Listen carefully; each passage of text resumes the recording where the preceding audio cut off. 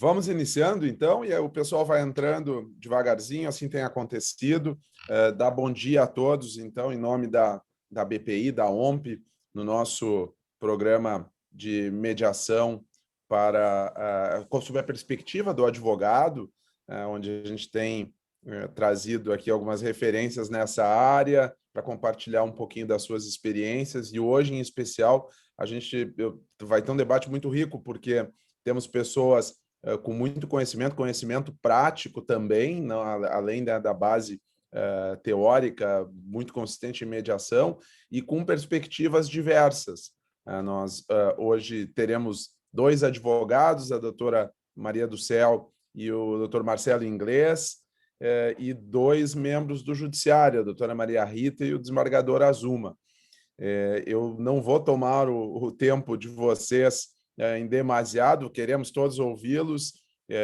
O que eu queria era fazer um convite para que, em especial, no formato de hoje, que é o formato de um hard talk, onde a gente não tem uma linha muito rígida, como é bem, como combina bem com a mediação, né, onde a gente tem uma flexibilidade maior de ir endereçando os temas que forem aqui surgindo à mesa, que, se possível, que deixasse as câmeras ligadas e que fossem entrando no nosso bate-papo, fazendo questionamentos. Nós não vamos deixar um momento final para perguntas. A ideia é que a gente consiga ter uma interação durante a nossa apresentação.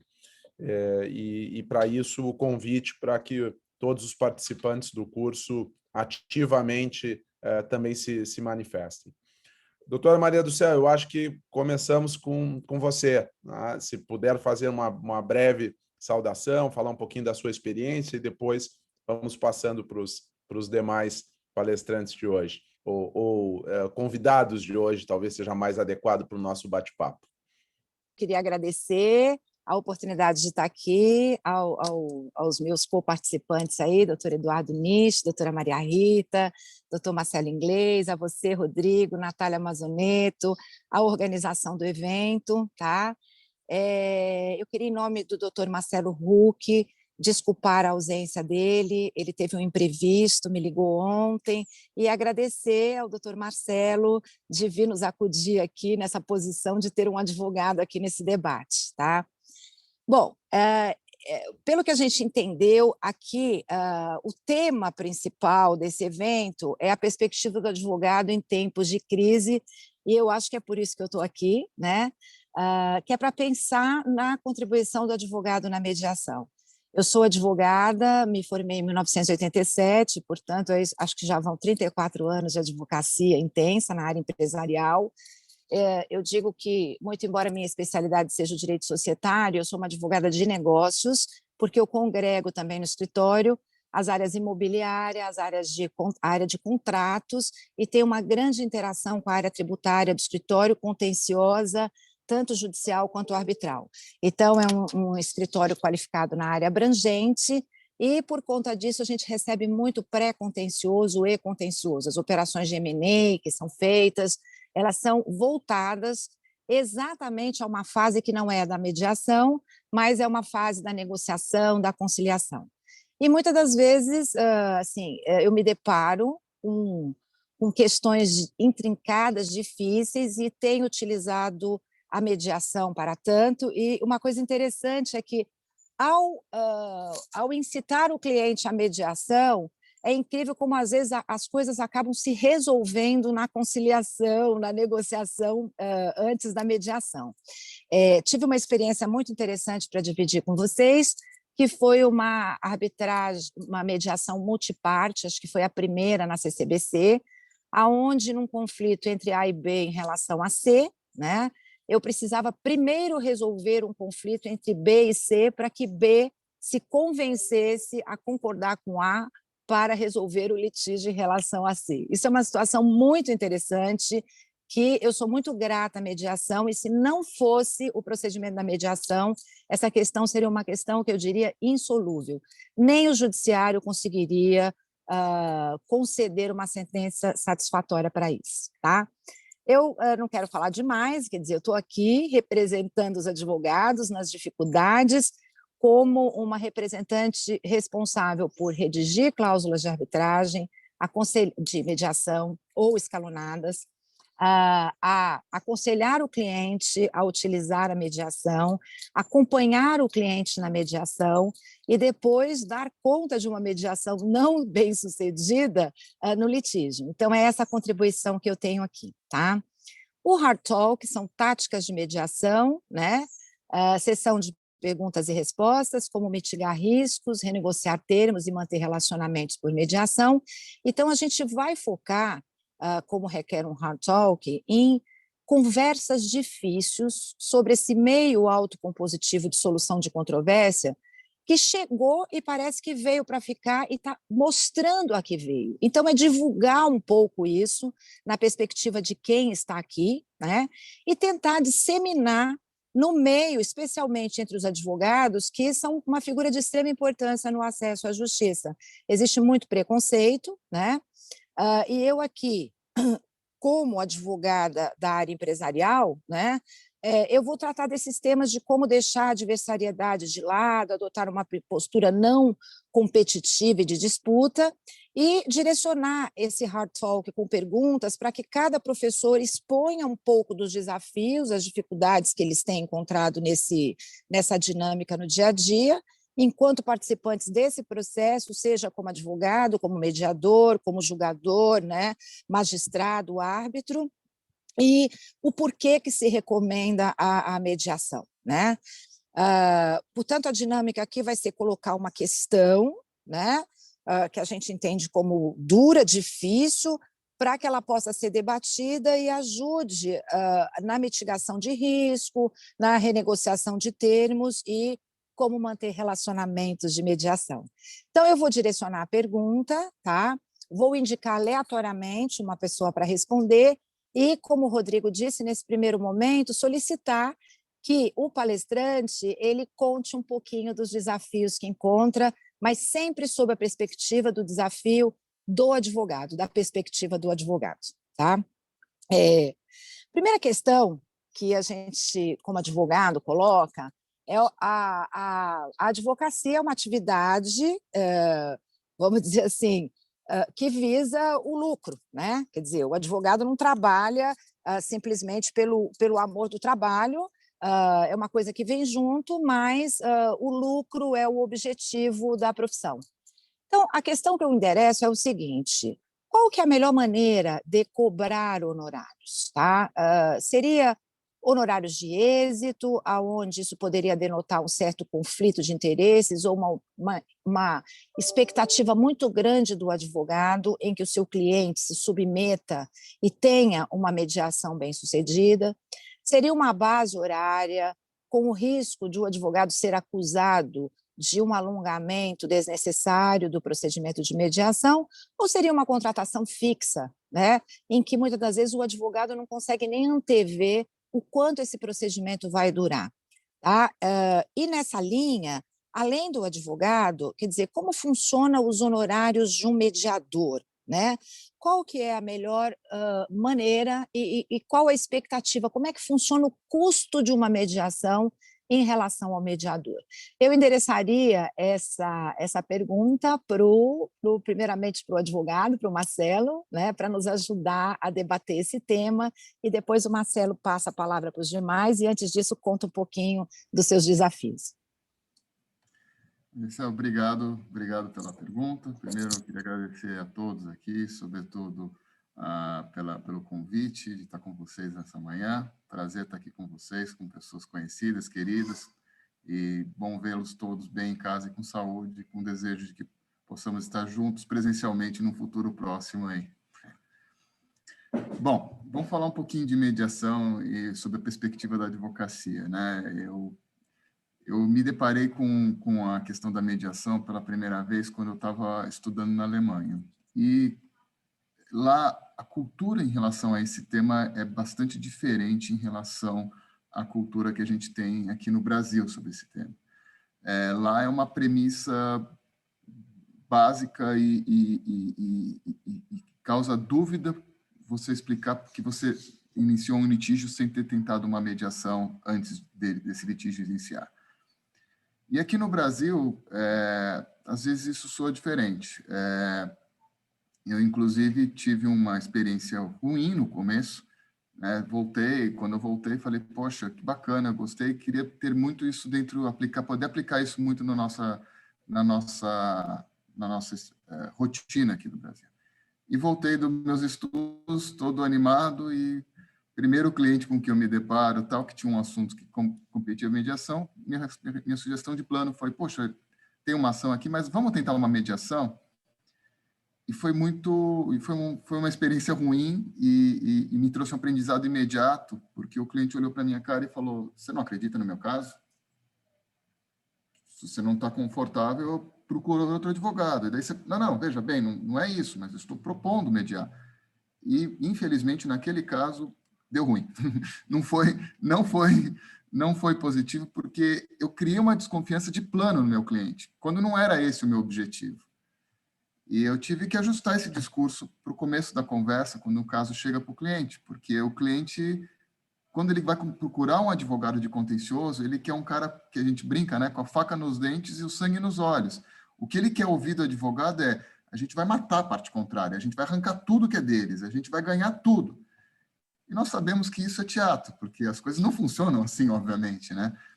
Mas às vezes a pessoa espera isso. Então, eu tive que ajustar esse discurso. E hoje eu aprendi a fazer esse discurso de uma outra forma. Quando o cliente chega para mim com um assunto como que eu vejo que a mediação é importante, que ninguém... A Maria do Céu estava falando da parte de disputas societárias. Disputa societária dificilmente tem alguém que só ganha e alguém que só perde, né? Na verdade, é algo que você tem sempre dos dois lados ali, alguma coisa. Então, o que eu aprendi a fazer é ouvir a história do cliente, dar para ele, obviamente, todas as alternativas que ele tem de litígio, e, ao final, lembrar ele que eu vivo disso. Eu vivo de litigar, né? Quando o cliente tem um problema, um processo, é onde eu faço o meu pão. Mas ele não vive disso. Ele não vive de litigar. Um cliente que tem uma empresa que fabrica sorvete, vende de vender sorvete, e não de ficar em juízo discutindo com seu sócio quem tem dividendos ou quem não tem dividendos. Né? Ele tem que resolver esse problema e seguir a vida dele, que é vender sorvete, e assim por diante. Então, eu procuro, antes, mostrar para ele, eu vivo disso. Se você quiser brigar durante 10 anos com isso, brigaremos. E eu agradeço de você confiar a nós esse mandato. Mas eu pergunto, você quer durante 10 anos brigar? Você quer durante 5 anos brigar? Né? Porque se for uma discussão societária, se for rápida, é 5 anos, porque você tem que liquidar tudo. Você quer brigar durante isso? Né? Seja em arbitragem, seja judicial, você vai levar muito tempo. Ah, não quero. Bom, então, o que acha de fazermos uma tentativa de mediação? Ah, a parte contrária não tem nenhuma razoabilidade, não dá para falar com eles. E daí a gente começa a usar as técnicas. Fala, pois é, mas será que a gente usou o melhor contexto, o melhor interlocutor? Daí que a gente começa a apresentar a mediação aos poucos. Mas a gente precisa, antes de mais nada, saber que o cliente está aberto a ouvir. O cliente tem momentos que ele não está aberto a ouvir essa proposta. E você tem que respeitar isso. Porque se você não respeita, ele desconfia daí do próprio advogado. Eu dou um outro exemplo quando a gente conversa, a Nath já ouviu esses exemplos, então, mas eu acho que eles são muito elucidativos. Eu tive, dentro da minha família, o meu tio e minha tia, depois de 35 anos de casamento, separaram. E, infelizmente, separaram litigiosamente. E vieram os dois querer me contratar para ajudar no litígio. Daí eu falei, obviamente, me incluo fora dessa, né? Não vou participar disso, não vou fazer. Mas eu só tenho uma coisa a sugerir para vocês. Tentem compor, que vocês estão casados há 35 anos, os filhos já são adultos, vocês não tem nada para discutir, é só separar o patrimônio. Separem sem brigas. Bom, obviamente que brigaram, né? Porque ele é isso, porque ela é aquilo, não sei o quê. Bom, resultado, brigaram durante 2 anos e, ao final, eu falei para eles, vocês vão brigar durante 2 anos e, ao final, o juiz vai separar o patrimônio como ele quiser, não como vocês querem. É melhor vocês combinarem do que o juiz definir. Bom, eles estavam, obviamente, a ponto de ter a sentença separando, daí eles resolveram combinar e acertar entre eles dentro de uma conversa de acordo. Mas isso só para mostrar E eu falei para eles, durante 2 anos vocês vão gastar dinheiro com advogado. Durante 2 anos vocês vão brigar e vão passar nervoso. Durante 2 anos vocês vão ficar discutindo migalha aí de discussão de quem fica com a panela, quem fica com a televisão, quando que o importante é vocês decidirem as coisas macros, grandes juntas. E isso, infelizmente, naquele momento eles não aceitaram. Eles foram aceitar só 2 anos depois de já ter gasto dinheiro com advogado, já ter gasto dinheiro com a ação e tudo mais. E eu me perguntei por que isso aconteceu. Porque é um processo psicológico de amadurecimento, de crescimento da parte.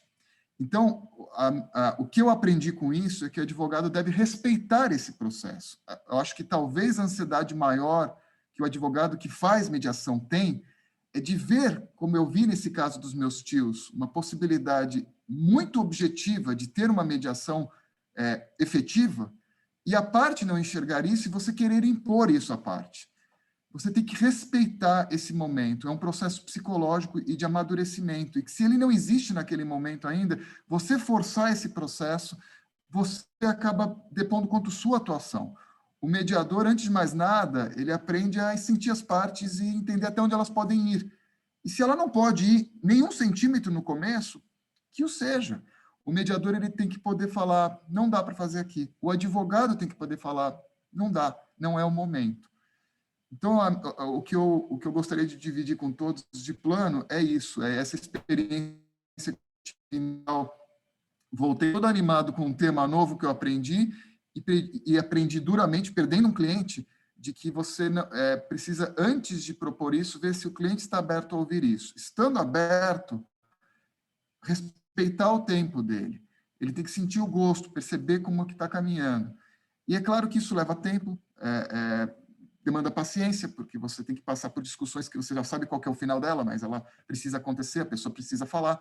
Então, eu diria que, de plano, seriam essas as visões que eu teria como advogado no início de uma mediação. Em relação à questão de honorários, eu acho que é muito importante isso estar às claras desde o início. O advogado tem que colocar isso e o cliente tem que pensar isso. Obviamente, se você coloca para o cliente que o advogado vai ter um honorário de êxito baseado no valor que vai ganhar, ou vai cobrar por tabela de horas e o tempo que durar a briga, você está criando, independente da lealdade, da transparência e do compliance, eu estou admitindo aqui que todos vão trabalhar de uma forma transparente e sincera com o seu cliente, mas você não tem um indutor, né?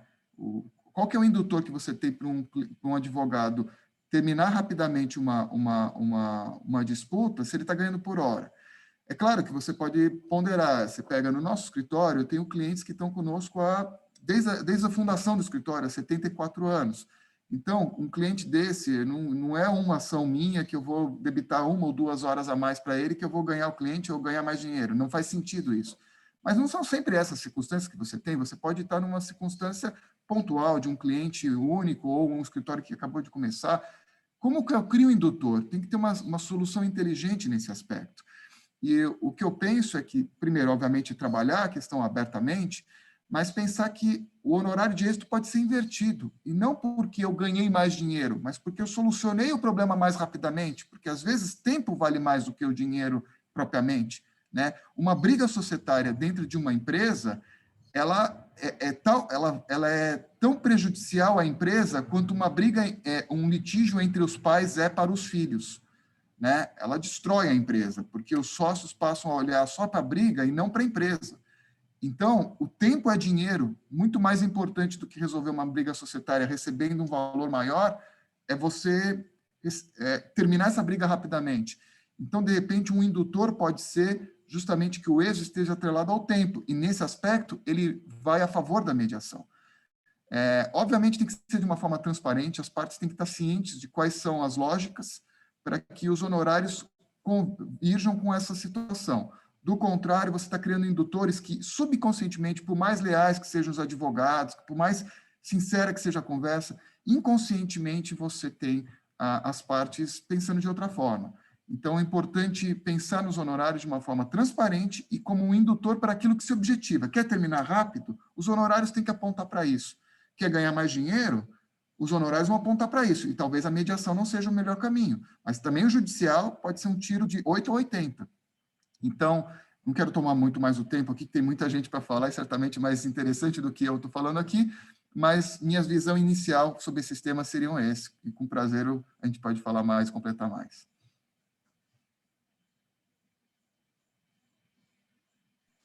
Obrigada, Marcelo. Eu não sei, Acho que passo a palavra aí. está no mudo, doutora Maria do Céu. Gostaria de se manifestar a respeito desse tema, de horários. Está muito baixo para mim, eu não sei se a Maria A gente não está conseguindo ouvir, eu também não consigo ouvir. Eu não sei se foi porque que a Maria pôs o fone, talvez tenha ficado um pouco mais baixo com o fone, Maria. Tá. Pode ser. Falar um pouco mais alto, É melhor. Eu acho que é o fone, Maria, talvez o microfone tenha que ficar mais próximo. Tá. Bom, eu passo a palavra para Maria Rita. Enquanto eu ajusto tecnicamente aqui, eu passo a palavra para Maria Rita, tá bom? Bem, bom dia a todos, inicialmente. É um prazer enorme estar aqui, poder debater com vocês sobre esse tema que eu acho super interessante e trazer a visão do judiciário, né, que eu acho que de certa forma, acaba contribuindo também para a forma como o advogado vê a mediação. Esse tema, para mim, eu acho que é até interessante trazer a minha experiência. Eu estou em São Paulo há mais de 10 anos, sempre estive no João Mendes, nas varas cíveis, e desde o ano passado eu me removi para uma vara de falência e recuperação judicial, ou seja, uma vara em crise, no momento de crise, que foi a vinda dessa pandemia. Eu vim em fevereiro e a pandemia chegou em março, então muitas coisas acontecendo ao mesmo tempo na minha vara. E o que eu achei interessante nesse momento é que, quando teve a pandemia, a gente teve várias discussões surgiram sobre como lidar com ela, qual é a melhor forma de enfrentar, se o judiciário ia ser assolado por uma avalanche de ações, ou não teria as ações. E o que eu achei interessante desse momento inicial foi que parecia meio que um mantra de todos os operadores de direitos, advogados e mesmo os juízes, no sentido de que a mediação era algo importante, né? E foi no ano passado, assim, a minha visão da mediação começou a mudar, porque a minha experiência com relação a meios alternativos de soluções de disputas, como juíza civil, não eram muito favoráveis, né? A minha experiência não era legal, né? Digo isso por quê? Porque muitas vezes mandávamos questões para Sejusc, etc., e o retorno das conciliações eram muito pífios, eram insatisfatórios. Às vezes eu sentia que eu tinha que julgar uma questão para que somente então, depois desse julgamento, viesse um acordo. Então, assim, realmente eu era um pouco crédula com relação à mediação, por exemplo, né, e conciliação. Mas quando veio a pandemia, me pareceu assim que a única resposta para aquela solução que poderia ser racional e que poderia ser satisfatória para todo mundo que estivesse envolvido, porque era uma crise sistêmica, seria justamente todo mundo parar, assim, as partes envolvidas, as partes afetadas, pararem para conversar, porque elas, melhor do que ninguém, teriam condições de saber como resolver aquele conflito, né? Me pareceu meio óbvio no ano passado que nenhuma decisão judicial poderia, nenhuma decisão de um terceiro, né? Porque um juiz ou um árbitro, ele acaba sendo um terceiro, e esse terceiro, para se inteirar do conflito, ele precisa tomar conhecimento, precisa ter o tempo do contraditório, né? É preciso que as duas partes, que o juiz ou esse terceiro ouçam as duas partes, que ele possa analisar o que está sendo discutido, para que ele possa entender e aí ele proferir alguma decisão. E esse tempo me pareceu um tempo que era inconcebível com o tempo da necessidade e da urgência que estava acontecendo no ano passado. E aí foi interessante que justamente nesse momento inicial de muitas dúvidas, muitas incertezas, a doutora Renata Mota Maciel, que também está numa vara de empresarial, junto com a Corregedoria, eles conceberam um projeto de mediação para que os conflitos empresariais, né? Naquele momento, nós não tínhamos ainda a lei emergencial que foi feita para definir os principais contornos do regime jurídico que deveriam ser adotados, que poderia ser utilizado pelo Poder Judiciário ou por operadores de direito para enfrentar aquela questão. Mas o próprio tribunal, e eu achei isso algo muito significativo, ele sentiu que era importante criar um espaço institucional convidando as partes a mediar, né? Ou seja, sinalizando que para aquele momento de tantas incertezas e tantas dúvidas, era importante que as partes sentassem e conversassem, mesmo no contexto de pandemia, mesmo no contexto de trabalhos remotos. Então, houve essa iniciativa com o uso da tecnologia que o tribunal dispõe, que é por plataformas digitais, como a que nós estamos usando agora para que a gente possa conversar.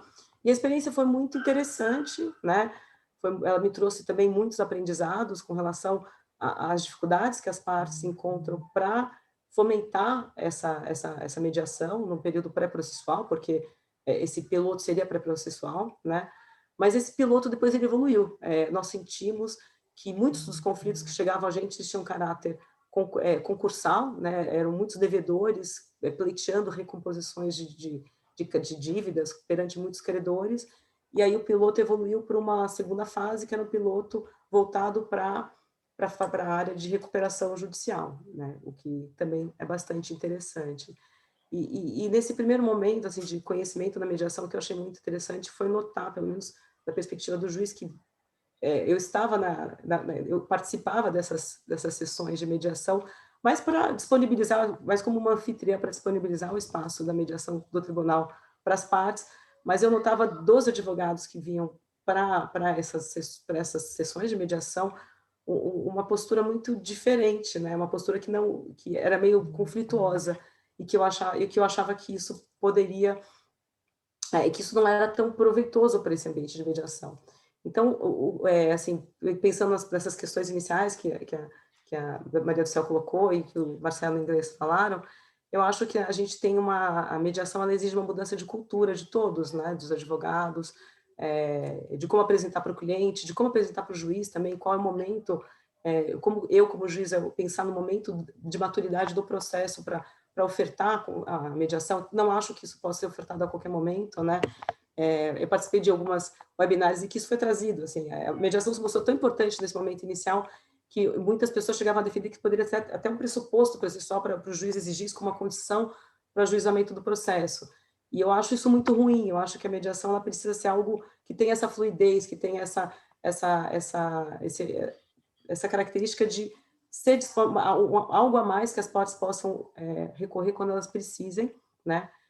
Então, eu acho que essas são as minhas considerações iniciais para o nosso debate de hoje. Céu. Obrigada, Maria Rita. Não sei, doutor Eduardo, o senhor quer se manifestar em algum ponto? Sim. Obrigado, primeiramente, pela oportunidade de estar participando desse debate, parabenizando a BPI pela organização, e uma oportunidade de rever amigos. O Marcelo não o via há um bom tempo, trabalhamos juntos, então é um grande prazer, assim como os demais colegas. Muito importante esse convívio, esse debate. Começo dizendo que, a princípio, a solução de um conflito, seja no âmbito judiciário, seja no âmbito da arbitragem, ela, em tese, a meu ver, não é a melhor solução para a questão. Pode ser a melhor aplicação do direito, a melhor aplicação do direito ao caso prático, mas do ponto de vista de pacificação do conflito, de solução do conflito, entendo que a mediação seria a melhor forma da solução, porque ela envolve a autocomposição, envolve uma vontade das partes em relação à solução e o resultado da solução. Ao passo que, nas soluções do judiciário e da arbitragem, coloca-se nas mãos de terceiro, que está fora do conflito, a solução. Então, isso por si só, acredito que faz com que a mediação passe a ser um grande atrativo e uma grande forma para resolver de uma forma de qualidade um litígio. Né?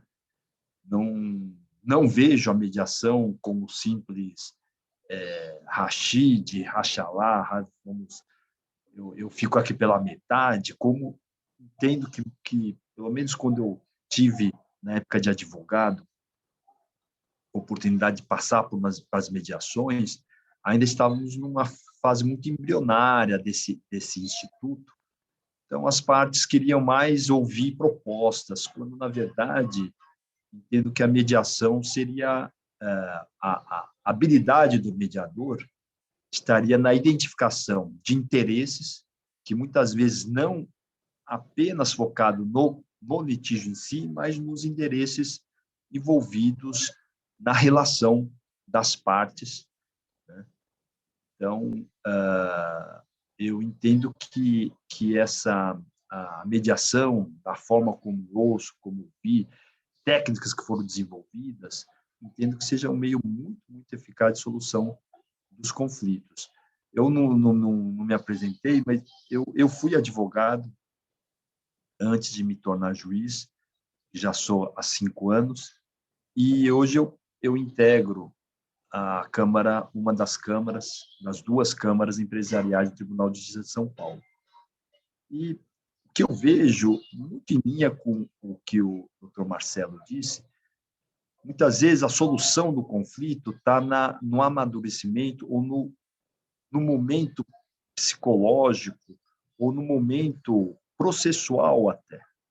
E no judiciário o que eu vejo é que muitas vezes a demanda está no ponto para uma mediação e não para uma decisão. E como nós, muitas vezes, quer dizer, em geral, somos passivos, eu muitas vezes fico esperando as partes solicitarem uma suspensão para entendimentos, o que eu acho muito, muito, muito interessante. Porque, muitas vezes, o andar do processo, né, uma decisão de primeiro grau ou uma liminar obtida, muda completamente os ânimos das partes em relação ao entendimento. E, muitas vezes, isso, iniciado o processo, seja judicial ou arbitragem, ele vai embora, a regra é embora, até o final, uma decisão de terceiro. Quando a melhor solução, ou aquela condição que o Dr. Marcelo mencionou, de que as partes estariam amadurecidas, talvez seja esse andar do processo, essa uma decisão, uma indicação de sucesso ou insucesso na causa. Que, muitas vezes, isso é importante para que a parte convicta da sua vitória, muitas vezes, ela fique mais suscetível a um entendimento que, a princípio, seria uma solução de melhor providência, uma vez que envolveria a sua decisão e não a decisão de terceiro. Então, eu vejo com bons olhos a mediação, não só por conta de que sempre se fala, o judiciário tem interesse para aliviar a carga de processos. Isso sim também, mas entendo que seja uma melhor forma de pacificação do conflito e pacificação social, né? Porque é uma solução que vem das partes e não fica nas mãos de um terceiro que é frio. O terceiro fica, de fato, quem não está no conflito, ele tem isenção, ele está frio, mas ele não considera outras questões envolvidas na relação. Quanto à questão, e entendo que a habilidade na mediação, não basta um mediador ser qualificado ou ter a noção daquilo da missão do mediador, da função, mas principalmente todos os envolvidos. E começa, a meu ver, pelos advogados. Os advogados, no conceito tradicional, é advogado litigioso, é advogado que quer a briga. Muitas vezes isso está na cabeça dos clientes, né? Então, também muito bem colocado pelo Dr. Marcelo, muitas vezes parte do próprio advogado da mediação, ele desconfia da crença do advogado na causa dele. Então, mas isso tem que mudar. Eu acredito que os próprios advogados devem entender a sua a sua importância, porque ele que é o elo de ligação com a demanda, com a outra parte, com o mediador. Então, isso eu entendo que deva partir também muito da visão do advogado em relação à mediação em si. E aí envolve questão de honorários. Não sou mais advogado, então não posso falar. A questão dos honorários, em geral, é o que faz do seu cliente seu inimigo, né? Se você ganha, é porque ficou caro. Se você perde, é porque você perdeu. Então, é uma questão muito delicada. Mas, a princípio, me parece que numa arbitragem existe, me parece que a vinculação com o êxito, que muitas vezes na arbitragem o êxito não é necessariamente um ganho de um valor, mas uma composição. Então, me parece que atrelar honorários ao êxito, a um percentual, entendo que possa instigar mais a questão, o conflito do cliente em relação ao seu desempenho, a meu ver. Por outro lado, conflito há em relação ao meio, que é o prazo, quando se fixa em honorários por hora, ou seja, interesse na extensão da demanda. Então, também, o Marcelo foi muito preciso, claro, cada caso é um caso, mas seria interessante esse driver, essa motivação, inclusive, para a solução rápida do litígio. Me parece que a questão do tempo em temas empresariais é extremamente relevante. E muitas vezes isso não é colocado como uma forma de quantificar, mensurar os honorários envolvidos, né? Muitas vezes o valor de um litígio abreviado é muito maior do que anos que se passa e depois tem-se um outro tipo de entendimento. Então, isso me parece que é um desafio, sim, dos advogados, estabelecimento de honorários, mas, claro, cada caso deveria ser estudado de forma especial. Então, essas são as minhas considerações iniciais e agradeço. Não sei se a Natália, obrigada, doutora Eduarda, não sei se a Natália gostaria de manifestar alguma posição, alguma coisa, se a gente segue para a próxima pergunta. Eu acho que o que eu traria a complementar, né, até foi engraçado nesse projeto aqui, doutora Maria Rita e doutor Eduardo mencionaram do projeto piloto, o que a gente vê é uma certa até exaustão dos jurisdicionados, dos magistrados e dos próprios advogados, né? Eu dou aula num mestrado de ciências jurídicas e até o Marcelo Inglês foi falar, agora eu tenho alunos que falam, eu não consigo mais advogar que nem eu gostaria de advogar, porque essa questão de pensar novas formas de contribuição como advogado é algo que está premente, né? E esse mestrado eu dou aula para o Brasil inteiro, e eu lembro também o doutor Araldo Teles, ele trouxe essa questão, olha, eu preciso fazer com que os alunos acreditem mais nisso.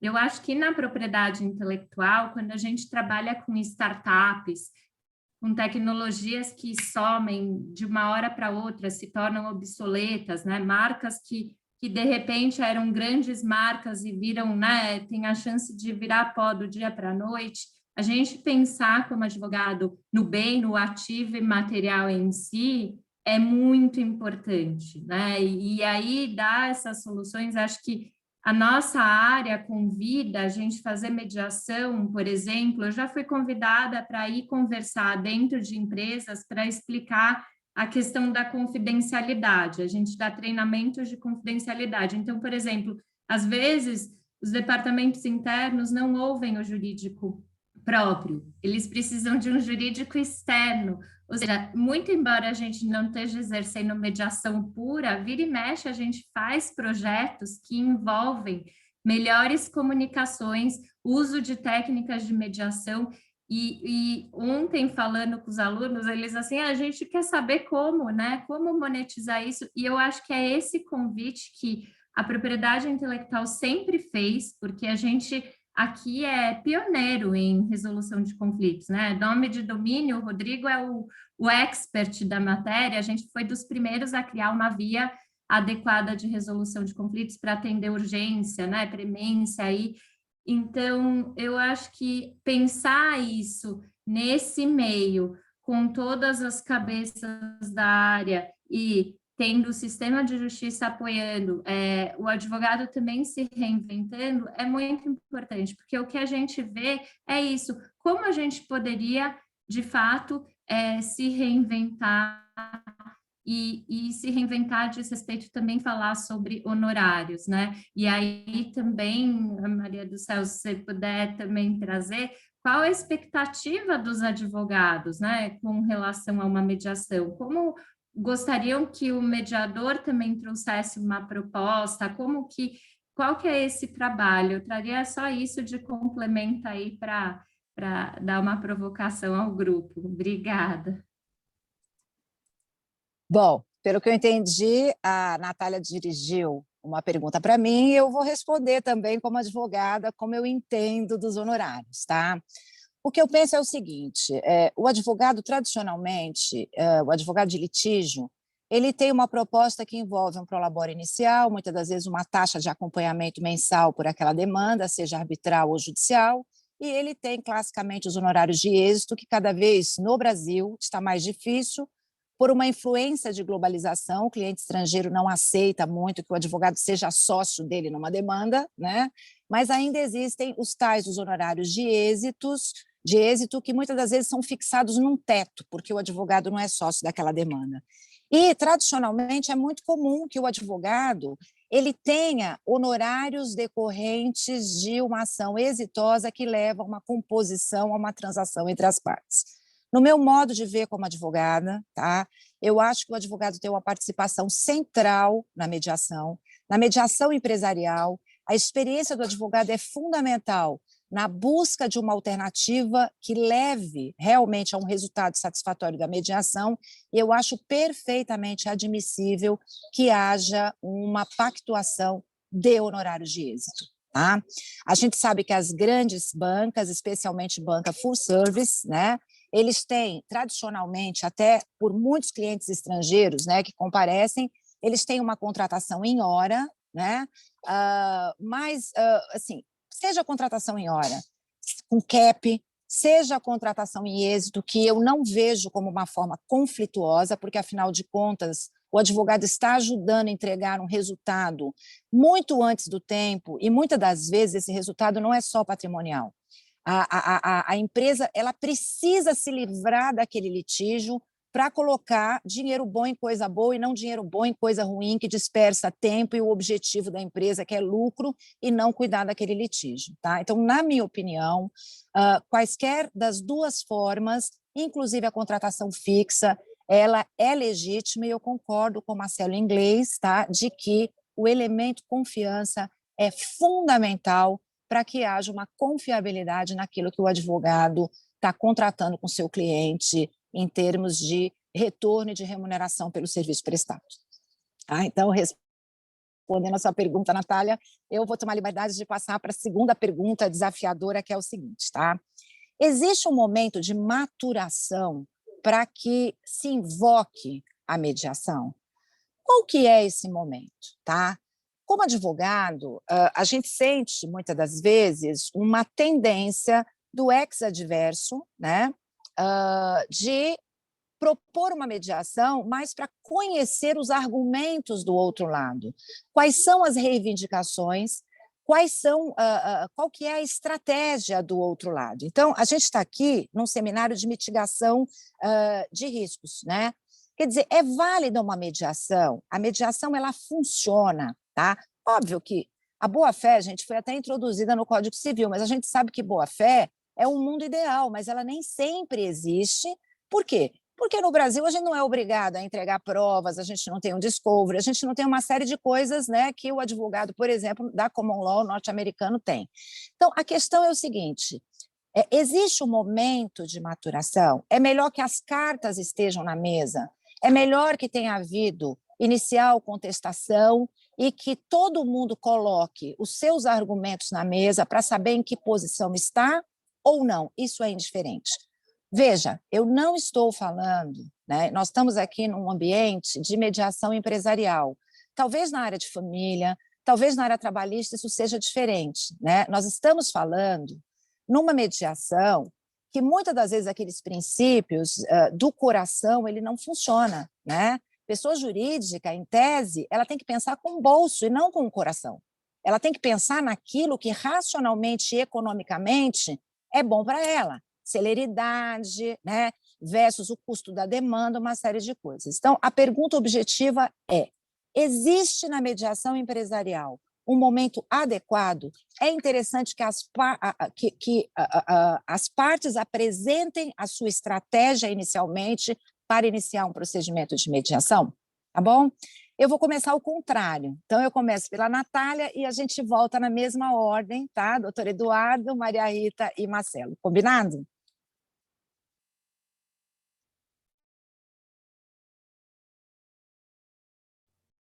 Vamos lá.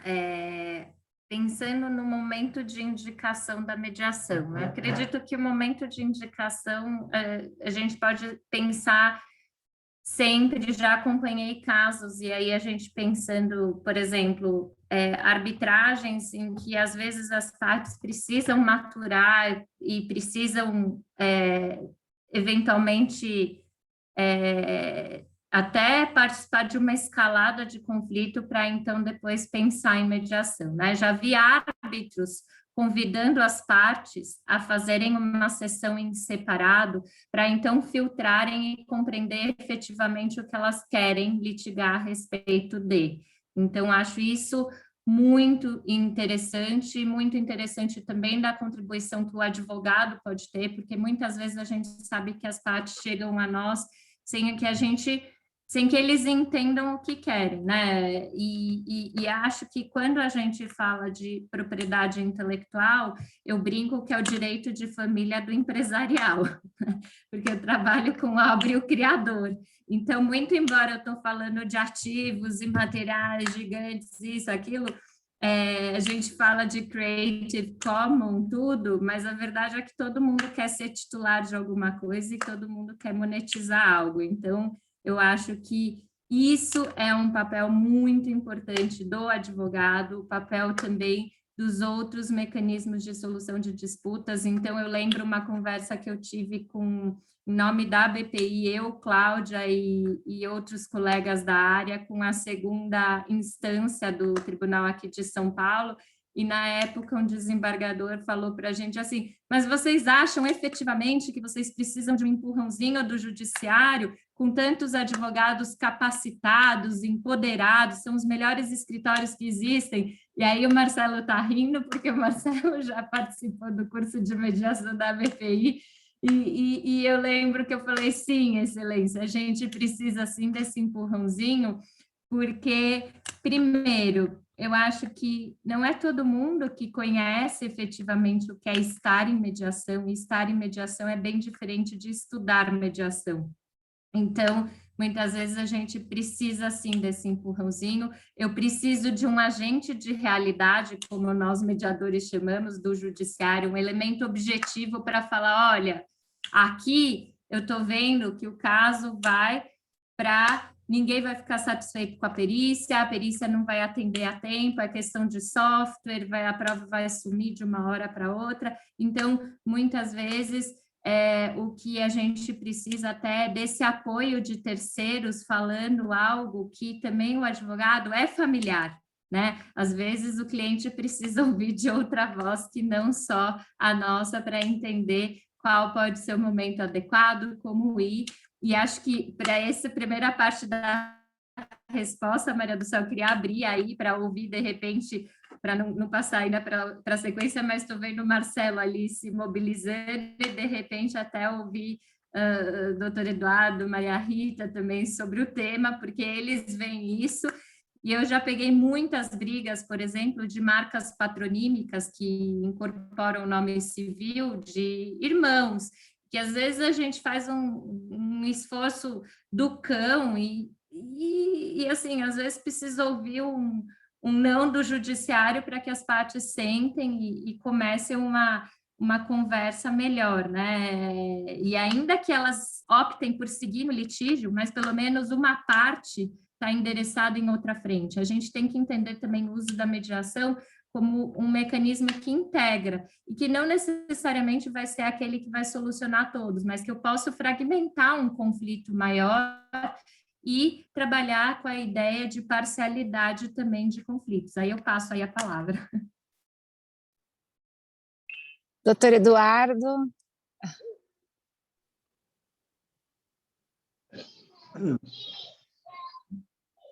Então, entendo que a identificação do momento para a mediação eficaz é extremamente importante. O mediador precisa ter esse sentimento, esse feeling, essa percepção. Agora, se tratando de processos que estão já no judiciário, eu entendo que deveria haver mecanismos para que ou as partes ou o juiz oferecesse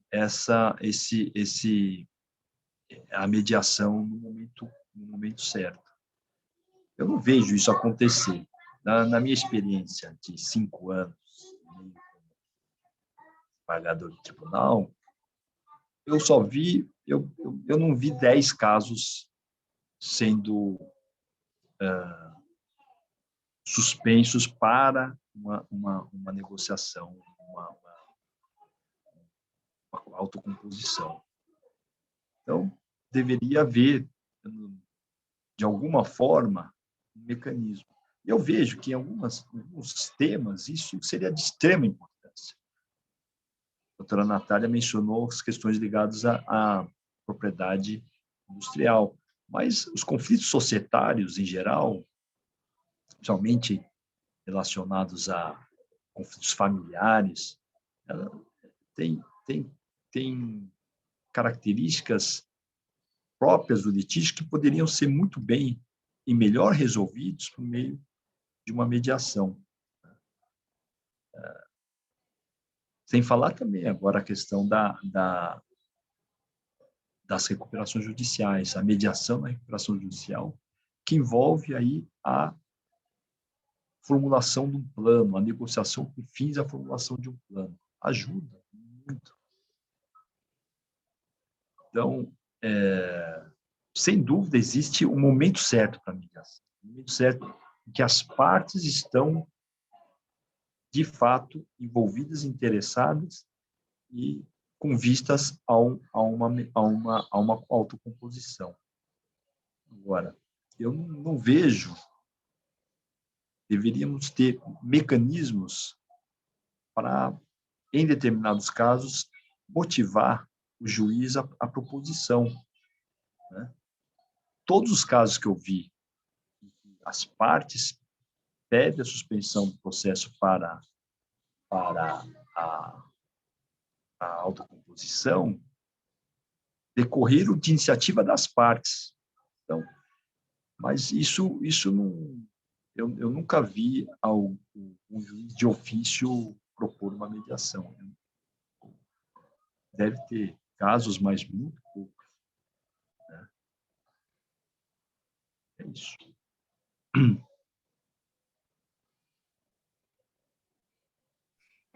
Eu só vou fazer uma complementação aqui, doutor Ricardo, quando a gente conversou até o nome da BPI com a segunda instância, e o que a gente acabou fazendo foi uma triagem até de como os conflitos, muitas vezes, até por conta de questões de urgência em propriedade intelectual, a gente via que tinha uma resistência para a mediação. De fato, eu concordo que não tem momento adequado, a mediação pode ser endereçada a qualquer momento, mas às vezes até as próprias partes, elas ficam num cenário que a gente, como advogado, não consegue, de fato, conduzir, e muitas vezes a segunda instância acaba sendo aquele local em que a tecnologia já não faz mais sentido, ou a disputa, por exemplo, por embalagem já se passou e acaba, né,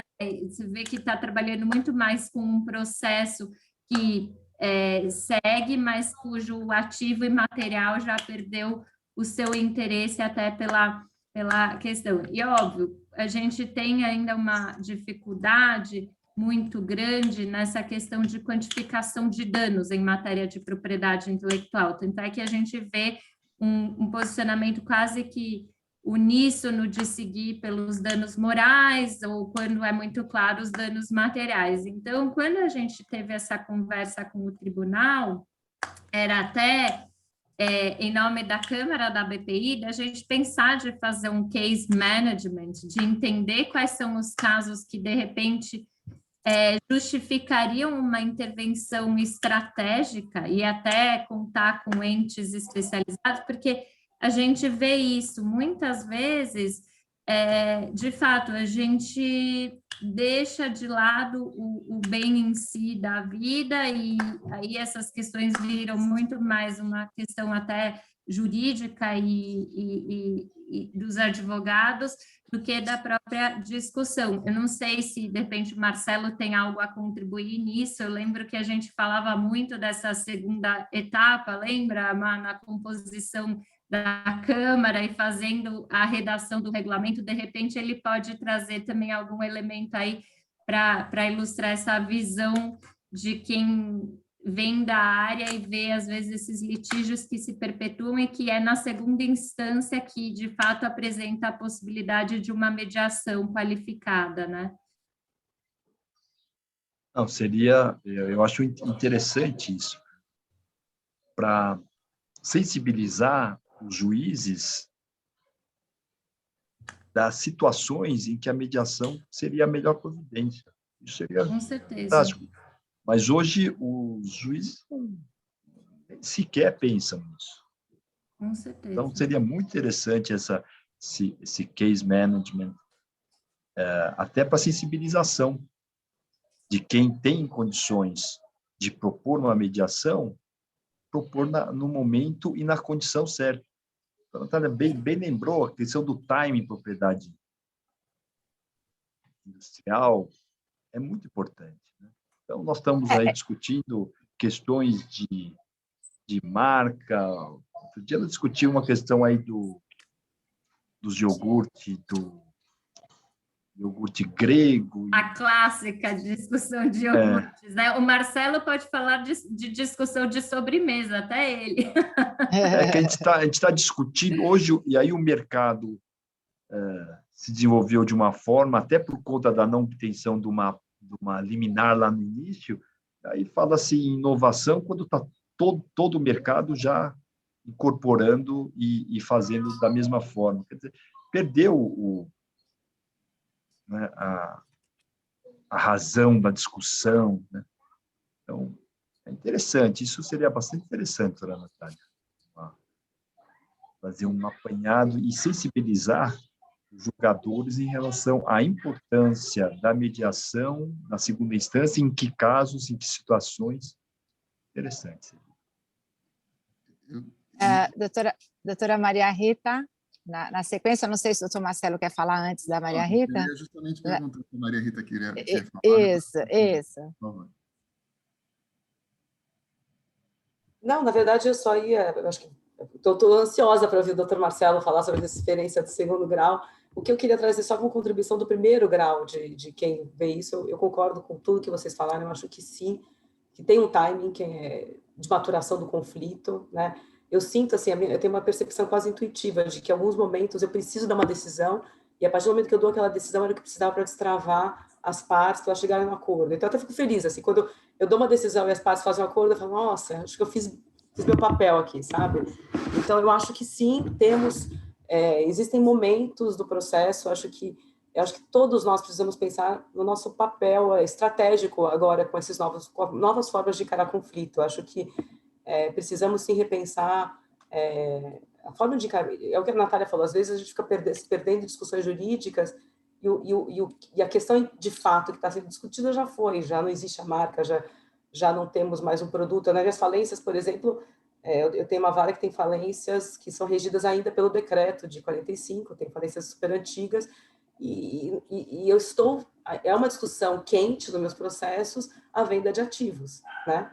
E alguns ativos são marcas, mas isso não é uma discussão de verdade, né? Essas marcas não existem, e ainda que elas existam, o valor que elas podiam ter tido se fossem alienadas no período anterior teria sido em outro, né? Então, assim, pensando na mediação como uma forma de segmentação, acho que isso que você falou é muito interessante, Natália. Acho que a mediação, isso foi uma percepção minha, não é só uma forma de encerramento de conflitos, mas ela também é uma forma pelo menos no processo judicial, eu vejo isso de uma forma estratégica, como mitigação de litigância, sabe? Como aparar as arestas, no caso de conflitos de marcas, por exemplo, talvez jogar uma questão de como alienar uma marca numa recuperação judicial, talvez o encaminhamento dessa questão para que você diminua os ruídos e consiga vender pelo melhor valor, talvez seja uma forma legal.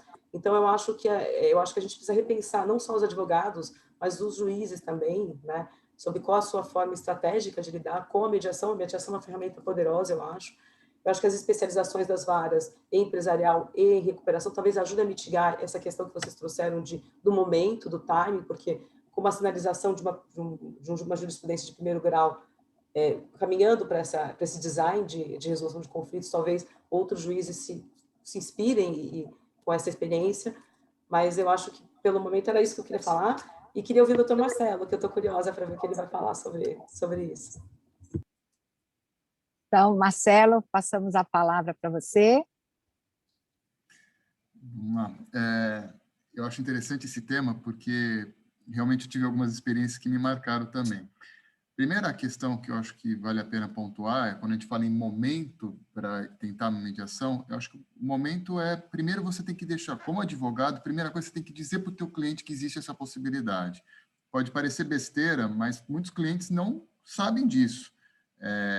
A pessoa acha que uma vez que ela é processada, ela não tem opção senão se defender dentro do processo.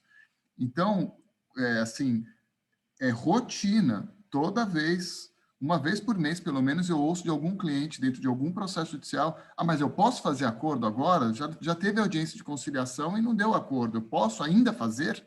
Né? Para nós do direito, parece óbvio que a qualquer momento do processo você pode fazer um acordo, você pode tentar uma negociação e uma mediação para resolver. Mas para os clientes isso não é óbvio. Então, primeira questão em relação ao momento da mediação, você tem que deixar claro para o cliente que esse momento é qualquer momento. Eu acho que isso é um primeiro ponto. O segundo ponto, em conexão com o que eu havia falado e o que o Dr. Nish havia falado inicialmente, a mediação ela ocorre no momento em que as partes estão maduras para aceitar a mediação.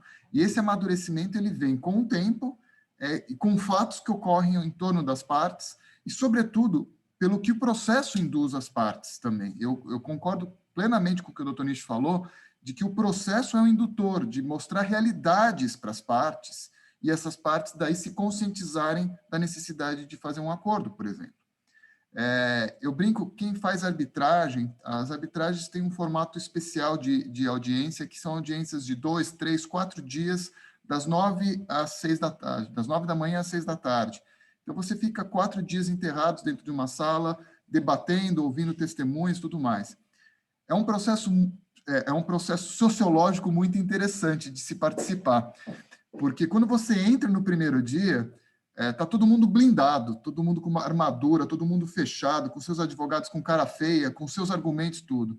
E ao longo desse período, as pessoas vão amolecendo, vão cansando, vão percebendo o contexto. E no final, as pessoas estão muito mais, às vezes cansadas, obviamente, mas mais leves e transparentes nos seus anseios, nas suas vontades. E é esse o momento que começa a vir o momento em que o julgador pode cutucar e falar: vocês não querem pensar num acordo?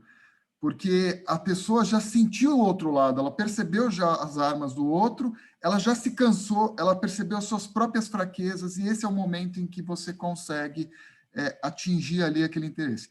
Eu tive um caso que me marcou muito, faz já algum tempo, mas me marcou muito, que foi uma ação de direito autoral de uma cliente nossa que é uma artista super famosa, e a ação se deu em Blumenau, envolvendo Blumenau é um polo artístico aí da parte de vidro, vitrificação e tudo mais, e envolvia uma discussão envolvendo uma pessoa que fabricava para esse artista o material e tudo mais. Só que existia uma longa história entre os dois, porque desenvolveram juntos algum material, tudo, então estava havendo uma briga pela titularidade do direito autoral. E era uma briga que já se arrastava há algum tempo, a gente teve, então, a audiência de instrução marcada. E a gente foi para a audiência de instrução lá em Blumenau, com testemunhas, com todo mundo se preparando, perguntas, aquele formato todo de preparação de audiência, etc. Entramos na sala, o juiz demorou uns 3 minutos para entrar. Quando ele entrou na sala, ele sentou na sala, não falou nem bom dia. Ele simplesmente começou a relatar o processo. E ele começou a relatar de uma forma que eu olhei e falei, nossa, parece a minha peça. Ele leu todos os meus argumentos, está no meu formato. E relatou. Eu falei, puxa, estamos bem, né? Ele parou. E daí ele começou a relatar de novo.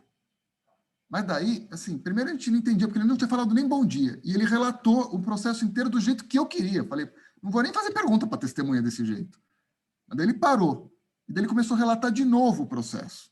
Só que daí ele começou a relatar tal como estava na defesa. E daí com todos os argumentos da defesa. E daí ele parou o relato.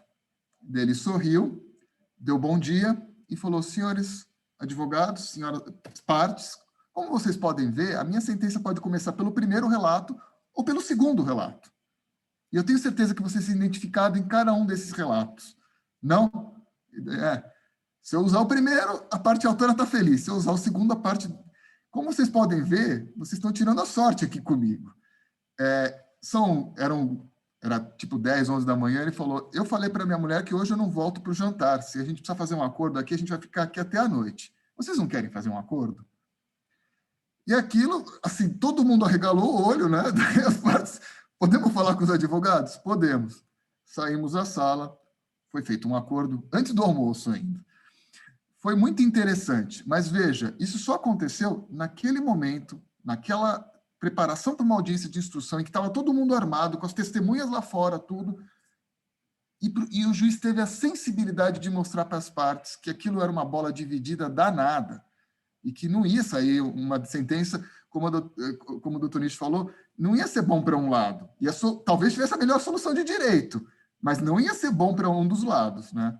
Então, aquilo me marcou muito. E, conjugado com essa lógica do momento, as partes já estavam mais amadurecidas, já tinham se preparado para uma audiência, sabiam seus argumentos. Quando elas ouviram do juiz que aqueles argumentos podiam funcionar para um lado, para Chico e para Francisco, para um lado e para o outro, aquilo detonou a possibilidade de falar, aqui precisa sair um acordo realmente dá para julgar dos dois lados esse caso. Então, foi muito interessante em termos de momento isso. Conjugado com essa lógica de audiência, eu acho sim o que a doutora Maria Rita falou é verdade. A sentença de primeiro grau é um belo indutor, porque ela certamente denota o que pode vir pela frente. Ela já vem com fundamentação a visão de um terceiro neutro para o assunto, então ela é sim um indutor. E daí, por que ter uma mediação em segundo grau? Coincidentemente, essa semana eu tive num processo que se arrastou em primeira instância durante 7 anos em primeira instância, e foi para o tribunal com a doutora Maria Lúcia Zolim. E ela é uma grande defensora, uma desembargadora que é uma grande defensora de mediação. Ela, no dia do julgamento, suspendeu a sessão para que a gente pudesse fazer a sessão de mediação. E ela conduziu a sessão de mediação também.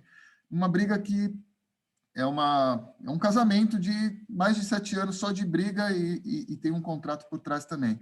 E ela trouxe isso também da questão de que, poxa, olha tudo que vocês já passaram juntos. Será que vocês querem tirar sorte novamente com o judiciário aqui? ela falou, eu tenho o voto pronto na minha cabeça já, porque eu estudei o caso. Mas ela falou exatamente o que o doutor Nish falou, mas pode ser a melhor solução de direito, mas não a solução que vocês estão esperando. Eu tive uma outra experiência, e dessa vez no TST, eu fui convidado pelo meu time do escritório de trabalhista para ajudar numa mediação que ocorreu no TST, ou seja, em terceira instância trabalhista, envolvendo uma disputa grande entre um sindicato e um cliente nosso. Foi também uma experiência muito bacana, promovida no TST, pelo presidente do TST na época, até tem no YouTube, gravação, tá uma audiência que durou 1h30, não vingou depois a mediação, mas eu gostei muito do exercício e da experiência que a gente teve.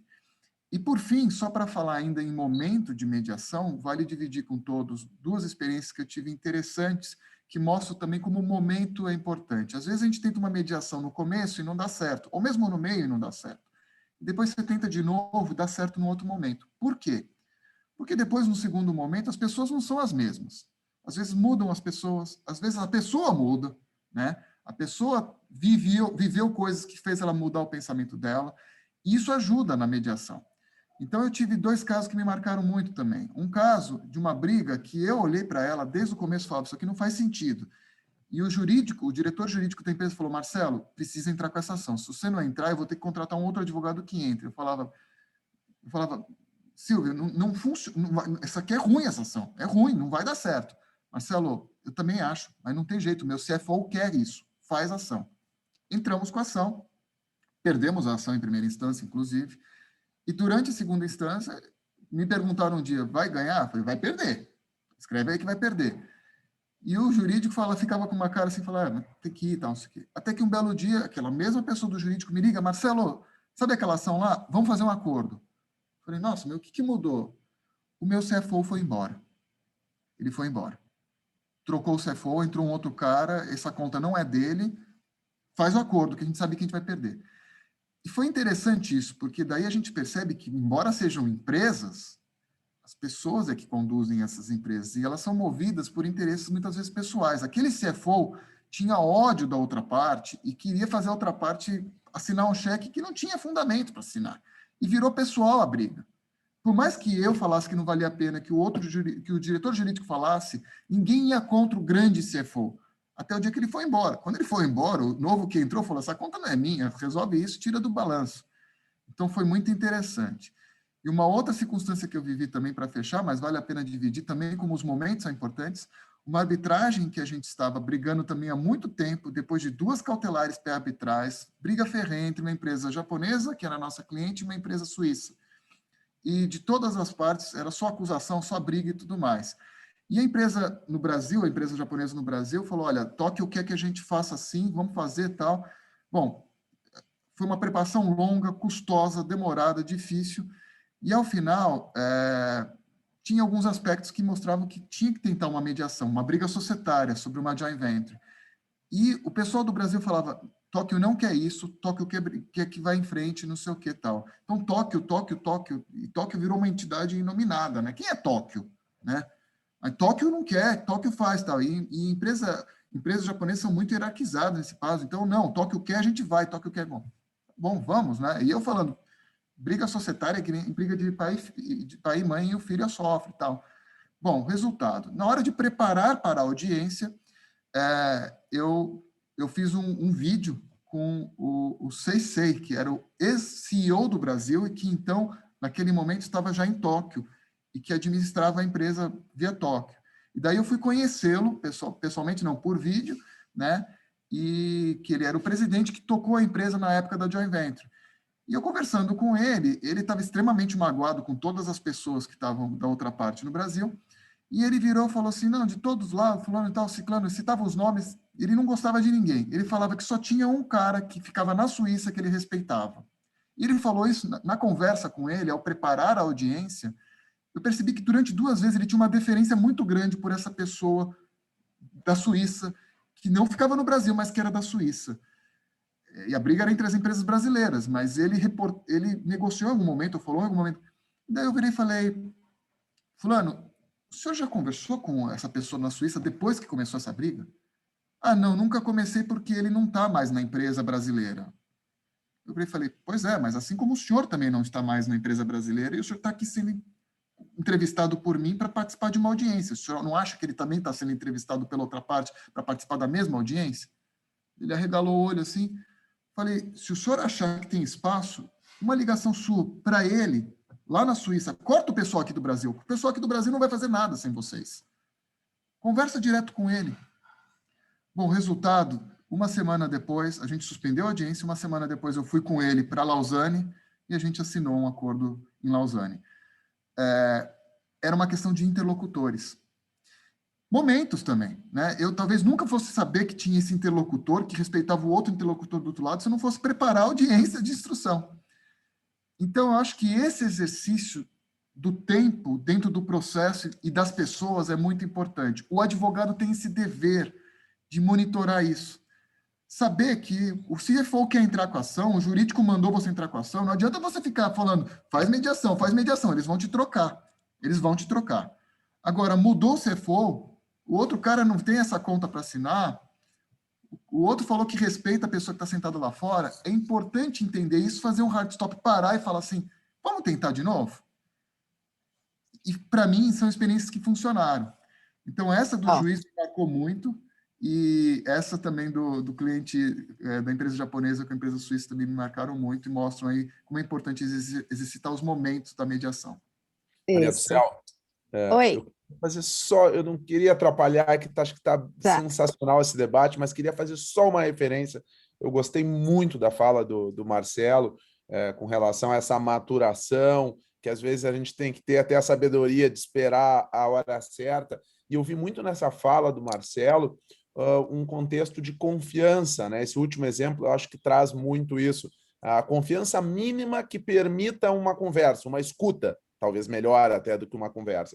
Eu só queria trazer ainda uma referência para a nossa área de propriedade intelectual, onde é uma área onde mais ou menos todo mundo se conhece, ou a maioria das pessoas se conhece. Eu acho que isso traz uma oportunidade para nós em relação à mediação, diferente de outras áreas que são muito mais numerosas em termos de colegas que atuam nesses campos, e onde talvez permita que uma confiança na seriedade, na boa-fé do advogado que está do outro lado, e que isso não implica, evidentemente, nenhuma concessão na defesa aguerrida da causa, mas uma boa-fé de que vai conduzir um processo aberto como esse de mediação em prol ou com a altura necessária para cada um, na perspectiva do seu cliente, buscar o melhor resultado e não como uma via transversa para obter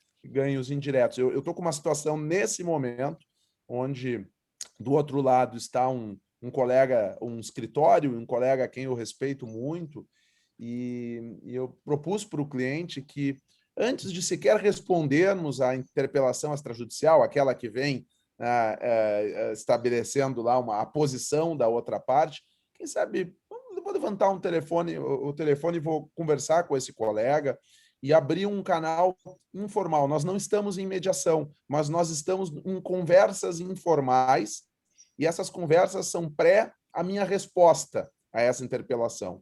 O nosso combinado informal é de que, olha, se a gente entender que aqui a coisa não tem espaço para avançar, bom, aí eu vou responder formalmente, mas nós nos demos um tempo para esse início. Isso só aconteceu porque eu conheci esse colega, porque a nossa área também permite isso, né, de se criar vínculos de confiança, como eu teria de olhos fechados, tendo o doutor Marcelo, tendo a Natália e tantos outros que estão aqui nessa conversa. Eu só queria trazer esse elementozinho que eu acho que é bem característico da Obrigada, Rodrigo.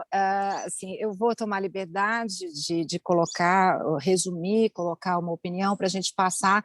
Eu tenho aqui pelo menos mais 5 perguntas e já são 10h23, eu estou preocupada com o horário, tá? Então, eu pediria aqui nos próximos blocos, se a gente pudesse ser um pouquinho mais breve, né?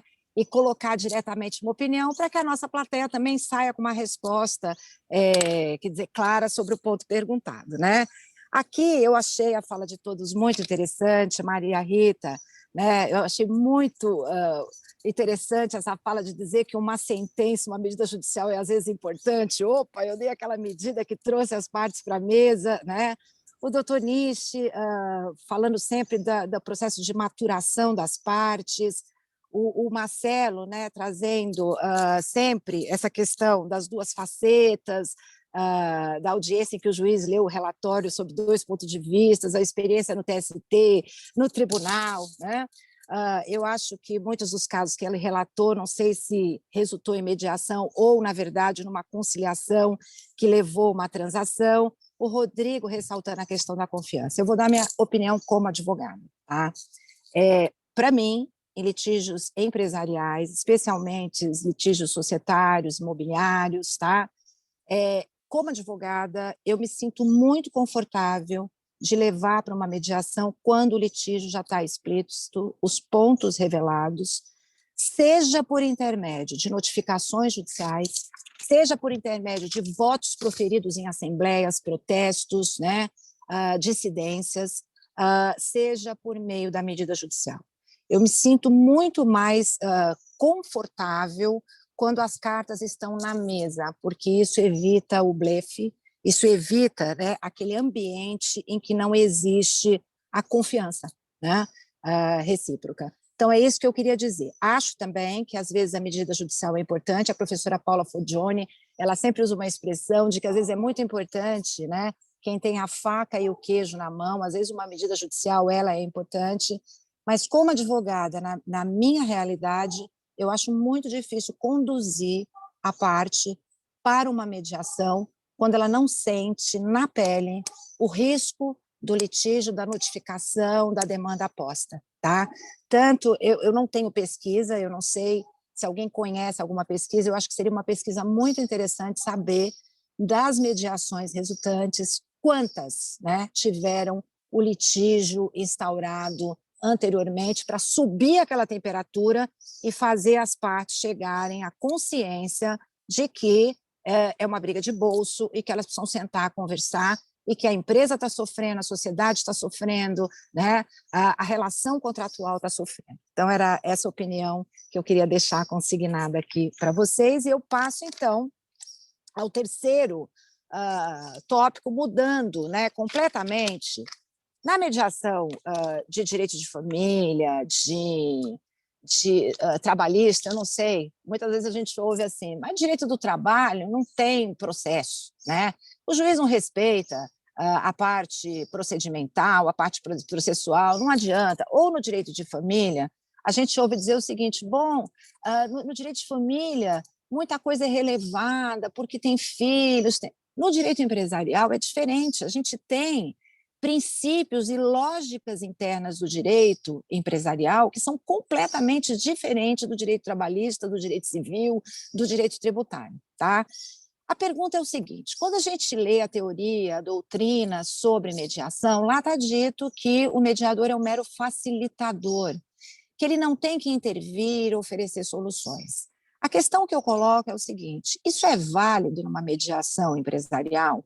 Qual que é o verdadeiro perfil do mediador e do advogado numa mediação empresarial? Vocês acham que funciona o advogado do contencioso acompanhar essa mediação? Tá? Enfim, a técnica do mediador, ela ajuda ou atrapalha?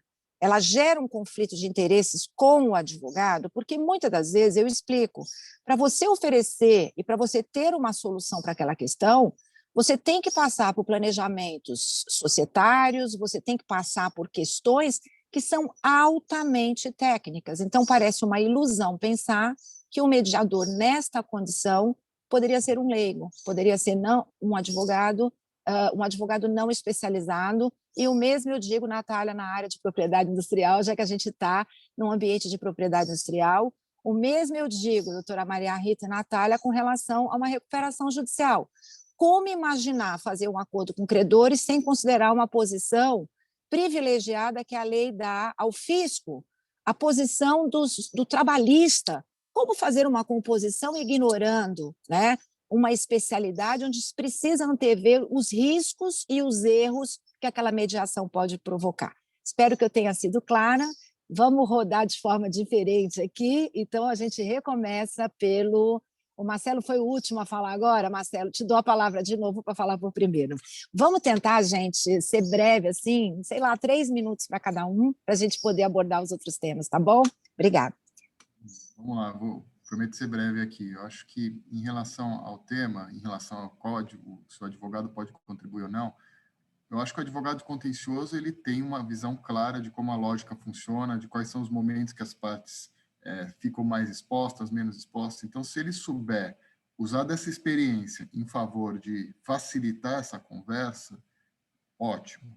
Agora, se for um advogado de contencioso viciado em querer brigar e dentro da mediação querer achar problemas e não soluções, ele vai ser um péssimo parceiro para esse exercício. Então, em relação ao advogado, eu diria que essa seria a conotação que tem que se olhar. Um advogado contencioso, eu acho que ele é muito capaz de ajudar. Mesmo sem a experiência, às vezes, da matéria, porque justamente ele, desprendido da matéria, ele é capaz de saber que, olha, temos que pensar numa solução tributária, vamos trazer um tributarista, então. Agora, o que ele não pode é ser aquele cara que, não, porque tem um problema tributário, então isso não tem solução aqui, a gente tem que brigar. Ele tem que construir, não criar obstáculos. E o problema é que, às vezes, o litigator ele gosta de criar obstáculos. Então, essa seria a minha visão para o advogado. Para o mediador, antes de mais nada, ele precisa ter legitimação. Ele precisa estar legitimado. As partes têm que acreditar que aquela pessoa é capaz de ajudar. E eu acho que talvez isso que seja o maior desafio quando você vai para uma câmara de mediação, que vem uma pessoa que, de repente, faz uma mediação de família e tenta fazer uma mediação empresarial. Eu já vi clientes falando, mas isso aqui é aquele negócio igual do Fantástico, que o cara senta e tenta mediar. Não, não é. É uma pessoa hiper preparada. Está lá, fez cursos e preparado. Mas se ele não se legitima com as pessoas, de plano, as pessoas não dão ouvidos àquela pessoa, àquele mediador. Então, como que é a melhor forma que ele tem que fazer isso? Primeira coisa, talvez, é que nem o juiz fez no meu caso de Blumenau, mostrar que conhece o assunto de A a Z. Isso já traz legitimação de plano. Você estudou, você sabe as variáveis, você entende os argumentos. Segundo, obviamente, você ter uma experiência na matéria. Um mediador que ajudou em outras mediações, a gente fala, ouve-se tanto da história da mediação do Diniz com o Cassino, que teve um mediador que ajudou. Se você tem um track record que te ajuda, te legitima, é importante também. Então, eu acho que esse seria o segundo ponto para legitimar aí o mediador dentro desse exercício. Marcelo, desculpa te interromper, mas assim, eu só gostaria que você deixasse claro o seguinte: para você, para fazer uma mediação em propriedade industrial, o mediador tem que ter uma especialização em propriedade industrial, em societário, especialização societária. Para mexer com uma incorporação imobiliária, ele precisa ter especialização em incorporação e assim por diante? Eu não acho que é um requisito essencial. Eu acho que ele é bem-vindo, mas eu acho que, às vezes, uma pessoa de fora da matéria tem uma solução muito mais simples do que aqueles que ficam teorizando na matéria. Então, de uma forma objetiva, eu vejo que pode ser bem-vinda essa formação, mas que ela não é necessária. E, às vezes, ela pode até atrapalhar, porque você vem viciado, com uma lógica viciada na conversa. Perfeito. Maria Rita? Bem, a minha visão sobre o assunto, né, sobretudo considerando os mediadores que nós temos no tribunal, é que eu acho que tanto o advogado como o mediador, acho que é recomendável que ele tenha um conhecimento, não digo uma especialização formal, mas que ele tenha um conhecimento amplo da questão que está sendo submetida à discussão, né? Eu acho que o mediador, ele não é só uma pessoa que apazigua conflitos, não é só pegar a opinião de A, a opinião de B e tentar chegar no meio termo. Eu acho que a mediação também pode ser transformadora, ela também pode ter um propósito de trazer soluções novas que, pela solução nova, ela consiga resolver um conflito. E para que o mediador ele possa ser efetivo em auxiliar as partes, em vasculhar em explorar essas possibilidades de acordo, ele vai ser muito mais efetivo se ele conhecer a área que está sendo discutida, né? Então, conhecer a área, conhecer as possibilidades jurídicas, conhecer as chances, eu acho que as possibilidades mesmo em juízo, assim, acho que ter um cenário desse segmento que ele está atuando para resolver o conflito, acho que é muito importante, né? E, claro, assim, essencial não é, mas eu acho que para uma mediação mais efetiva, eu não tenho dúvidas de que esse conhecimento ele se mostra muito importante, seja por parte dos advogados ou da equipe. Eu acho que o que o Dr. Marcelo falou faz todo sentido, né? Eu acho que você talvez tenha uma equipe para apoiar, ainda mais em questões complexas como societário ou propriedade industrial. Acho que você tem uma equipe que te apoia. Essa equipe ela tem que trazer vários vieses, né? O viés do litígio, o viés do societário, o viés da propriedade intelectual, e a partir daí ajudar nesse processo de conversa. Mas eu acho que, assim, em resumo, né, para concluir, para passar a bola para o próximo, eu acho que é importante, sim, ter um conhecimento da natureza do litígio e das potencialidades do litígio que se obtém, em regra, pela especialização. Ok, obrigada, Maria Rita. Doutor Eduardo? Entendo que o ponto fundamental da característica do mediador é a questão da confiança das partes, né? Tem que ter a confiança de ambas as partes e uma autoridade para conduzir a mediação. Isso é de fundamental importância. E essa autoridade vem pelo track record em situações similares ou profissionais, vem também do conhecimento que se tem, talvez não com profundidade, mas do business, da relação. Então, acho importante que o mediador não seja alguém estranho ao métier, ao negócio que está sendo discutido. Não necessariamente ser um expert, com viés do expert, sujeito ao viés do expert, mas que tenha um conhecimento da questão. A mediação ele não estava para resolver o conflito, mas criar soluções. E, de fato, como o Dr. Marcelo mencionou, muitas vezes a solução não está na questão técnica envolvida, mas em outros elementos variados. Então, o mediador, me parece, que ele tem que dominar técnicas de mediação, tem que dominar conhecimento psicológico das pessoas, organização, ambiente empresarial. Então, é um perfil, claro, ideal, mas que demanda multi habilidades.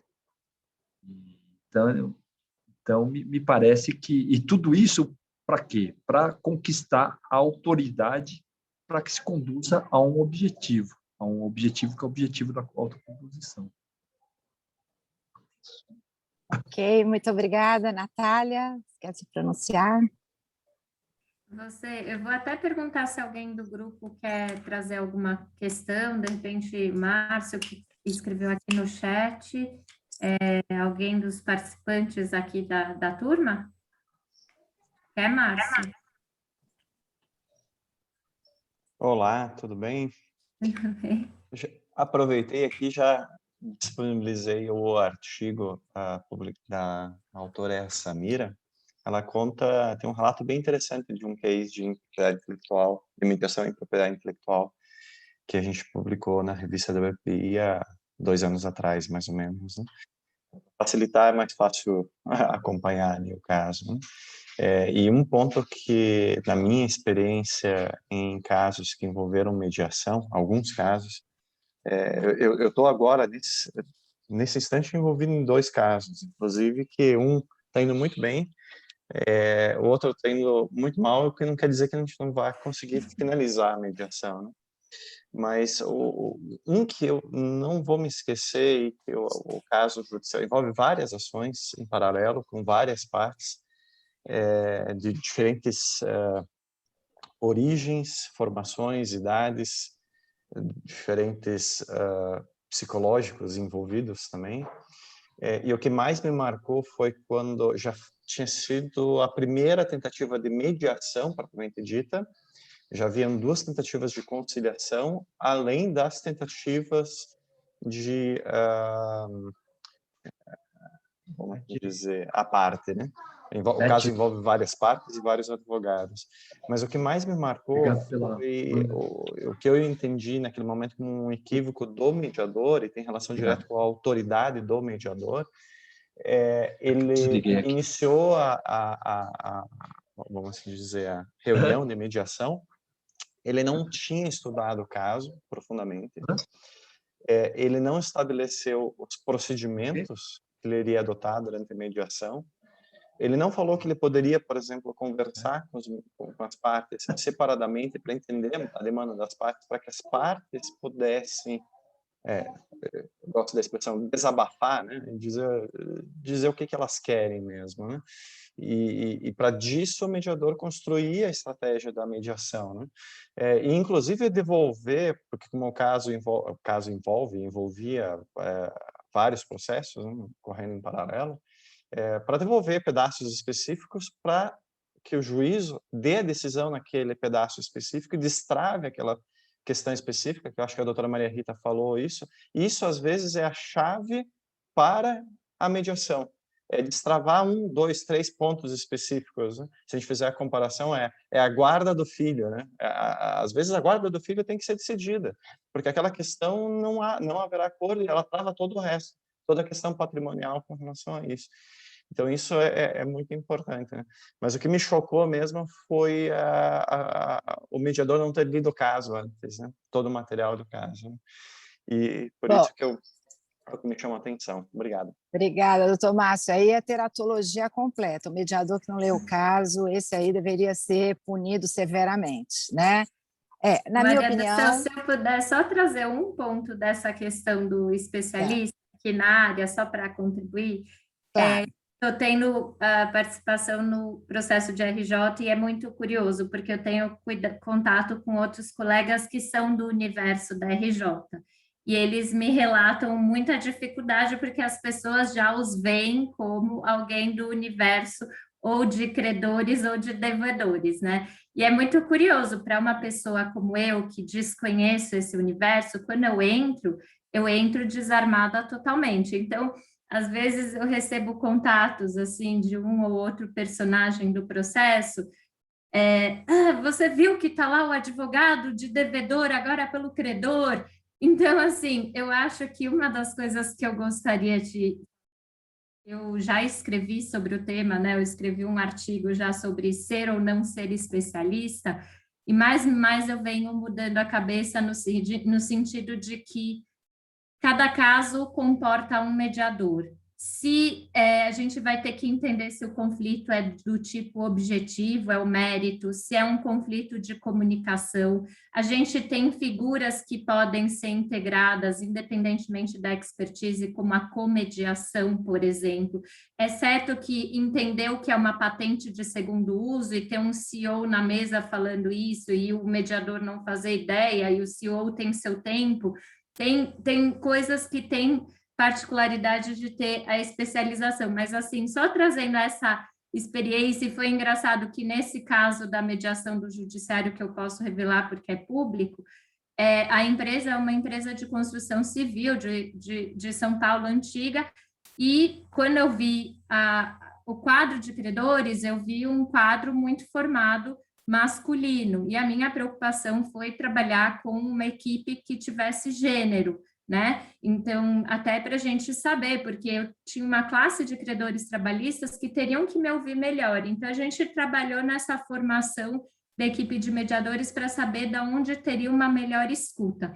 Qual não é a minha surpresa quando eu for fazer a primeira reunião e são 2 sócias que são filhas herdeiras de 2 engenheiros que construíram essa empresa há 60 anos, e eu muito preocupada com a questão de gênero, e ali gerou uma questão de empatia e identidade. Então, assim, eu acho que todos esses cuidados que às vezes a gente também olha muito para o mérito da disputa, mas eu tenho que entender também como vai ser ouvido melhor, e às vezes nessa mediação em que eu toco, há um senhor, por exemplo, na minha equipe, de 84 anos, basta ele estar na sala, Ele falou uma palavra, todo mundo obedece, entendeu? Então, eu acho que a gente tem que pensar a escolha do mediador a dedo, porque, né, nem que tenha que ser obedecido, mas ele, por exemplo, a gente usou ele estrategicamente num ou outro contexto, tem uma escuta muito ativa. Eu acho que o processo de mediação é isso, é gerar escuta e gerar novos olhares. Então, esse é o convite que eu faço também na escolha desse mediador adequado, só para trazer aqui uma provocação. Tá certo, obrigada, Natália. Então, a gente tem aí o Marcelo entendendo, né, que o mediador tem que ter a credibilidade, que ele não precisa ser necessariamente especializado na matéria que foi convidado a mediar, que pode até mesmo ser viciada essa atuação por trazer experiências passadas. A Maria Rita acha que tem que ter um conhecimento amplo da matéria, e a Natália, como boa advogada, né, diz que depende, né, Natália? Depende, cada caso tem um mediador adequado, se a gente está falando de mérito, de falta de comunicação, tá? Bom, o doutor Nish, ao que me pareceu, entende que tem que haver, sim, um domínio da técnica e também do conhecimento da matéria, e o Márcio que trouxe aí a questão do mediador que não leu, né, o objeto da mediação. Esse aí é teratológico, a gente não tem nem o que dizer. Na minha opinião é prática, gente, minha opinião não é teórica, não é de estudos, de cases de mediação. O que eu tenho vivido é o seguinte: o mediador, na minha opinião, ele precisa entender da matéria jurídica que está sob questão, por um motivo muito simples: ele precisa entender aquela linguagem. Às vezes você encontra um mediador que não entende a linguagem das partes e dos advogados, tá? E pior ainda, quando o advogado da parte também não entende a linguagem, aí é que é terrível, né? Como a Natália disse, né? Às vezes você precisa entender como é que funciona uma patente, como é que funciona a marca, como é que funciona o INPI, para você acompanhar aquilo que as partes estão querendo dizer, tá? Senão não se consegue alcançar o ponto. É muito difícil para mim, tá, estar, seja numa conciliação, seja numa mediação, seja estar inclusive na arbitragem, porque isso acontece, muita gente que vem a tocar uma arbitragem sem ter uma especialização, você tem que explicar determinadas consequências que aquela mediação vai acarretar. Como exemplo que eu dei, né, a possibilidade do fisco impugnar uma mediação feita numa recuperação, porque o débito fiscal ele se sobrepõe, né, àquela mediação, ou uma simples incidência de TBI, que naquela composição que foi feita pode prejudicar uma das partes, um custo de aquisição, a parte explicar a importância de ter um custo de aquisição, né, quando faz aquela segregação societária, ou explicar como é que se outorga uma garantia sobre unidade futura numa incorporação imobiliária, enfim. Na minha opinião, eu acho que para funcionar, o advogado, o mediador, desculpe, ele tem que ter um certo grau de domínio daquela matéria que está sendo discutida. Bom, eu teria inúmeras outras perguntas, tá, para fazer. Eu não sei se vocês querem abrir para a plateia, são 10h47. Eu tinha uma pergunta muito instigante, tá, que eu acho que não dá tempo da gente falar, que é sobre questões relacionadas a quando é trazida para a mediação e o conforto que os advogados podem ter de trazer questões que envolvem negócio jurídico indireto, elisão fiscal, evasão, simulação, ilícito, né? Qual que é o grau e extensão da confidencialidade disso dentro de um processo de mediação e, quer dizer, o que o mediador faz em relação a isso, aquele cálculo que é feito, que é o mediador, né, em que essa situação é revelada. Então, esse era um ponto que depois eu vou pedir para uma única pessoa se manifestar, para não restar em branco, e eu vou fazer uma coisa, assim, uma pergunta muito objetiva e muito rápida, tá? É um sim, um não e uma consideração rápida, sem exemplos. A mediação, nós estamos em momento Covid, momento de crise. A mediação online, uma resposta para os advogados, ela funciona? Ela tem funcionado? Ou a mediação, ela requer que você veja a temperatura, o suor no rosto, entendeu? Então, como tem sido na prática? A mediação online funciona, tá? E mediação institucional ou ad hoc? rapidamente, eu queria que cada um pudesse externar a sua posição, e eu acho que, girando a roda de novo, eu tenho a impressão que é a Natália que começa. Rapidamente, Natália, para a gente cumprir o tempo. Bom, sobre mediação ad hoc administrada, eu acho que depende também, de novo, da escolha, da questão de custo e tudo. Óbvio que uma mediação administrada, ela gera muito menos ônus para o mediador também e para os próprios advogados. Ela tem um percurso, e isso ajuda, às vezes, até a evitar que o mediador tenha que, em termos de mediação, trabalhar com questões objetivas como custeio da mediação, etc. e tal, porque ali tem um regulamento, as coisas se esclarecem muito mais facilmente. Até, por exemplo, regras de eleição de comediador, etc. e tal. Então, acho que nessa frente... E em mediação, em matéria de Covid agora, o que eu tenho visto é o que a gente demorou, acho que anos, para fixar a mediação online, agora a gente tem isso fixado, se tornou uma realidade.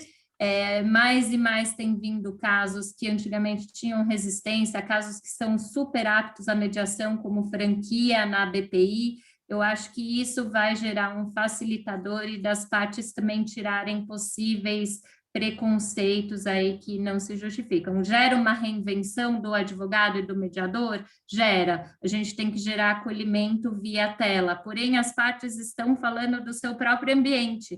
Isso dá muito mais conforto para mediar, tira aquela tensão de conflito, de repente se deslocar a algum lugar. Agora, a gente também tem outros cuidados do tipo, a pessoa se desligar da tela é muito mais fácil. Então, eu acabo aqui a conversa com só esses pontos aí. E obrigada, Maria do Céu, por coordenar impecavelmente esse painel. Natália, obrigada. Eu queria só adicionar uma questão para que todos respondam também, mas a mediação online, a confidencialidade fica muito comprometida? Ninguém sabe o que eu estou fazendo aqui do outro lado da tela, gravando, né? Tá? Fica muito comprometido, um sim ou não? A meu ver, é igual, os cuidados vão ter que ser os mesmos diferentes. Eu sempre brinco, as pessoas gostam de dar de nome fashion law, etc. e tal, a gente continua tendo propriedade intelectual com novas tecnologias e novas ferramentas. Então, é isso, basicamente.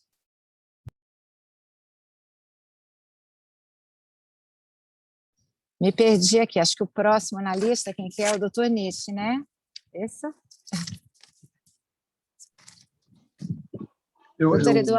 Doutor Eduardo, relembrando, não sei se ficou claro, né? A mediação online funciona, acho que no tribunal tem sido, institucional ou ad hoc, e o quanto que a confidencialidade fica comprometida foi um elemento que eu introduzi posteriormente. Eu entendo que o Covid fez com que